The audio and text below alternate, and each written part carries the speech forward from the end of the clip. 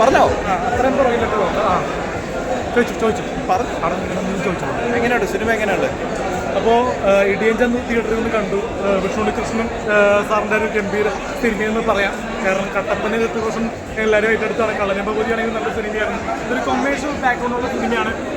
Comedy tragedy emotions, പിന്നെ ഒരു school ലൈഫാണ് കാണിക്കുന്നത്. ഒരു ചന്തുവിൻ്റെ ജീവിതത്തിലെ ഒരു പോരാട്ടമാണ്.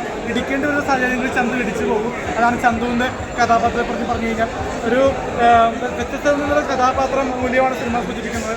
ബോയ് ഫ്രം എന്ന സിനിമയ്ക്ക് ശേഷം നമ്മുടെ ലാലു ചേട്ടനൊക്കെ ഒരു കംബാക്ക് സിനിമയാണ്. കാരണം വ്യത്യസ്തമായ കഥാപാത്രത്തിലൂടെയാണ് ലാലു ചേട്ടനെ കടന്നു പോകുന്നത്. പിന്നെ ലലയാണെങ്കിലും ജയശ്രീ ആണെങ്കിലും നല്ല രീതിയിൽ അഭിനയിക്കുന്നുണ്ട്. പിന്നെ ദിവ്യ വിജയകുമാർ ആണെങ്കിലും നല്ല രീതിയിൽ അഭിനയിച്ച് പോകുന്നുണ്ട്. അപ്പോൾ ഓരോ പുതുമുഖ ആർട്ടിസ്റ്റുകളും നല്ല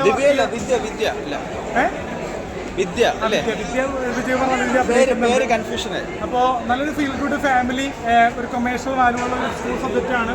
ഒരു ലഹരിക്കെതിരെയുള്ളൊരു വിമുഖത പറയുന്നുണ്ട്.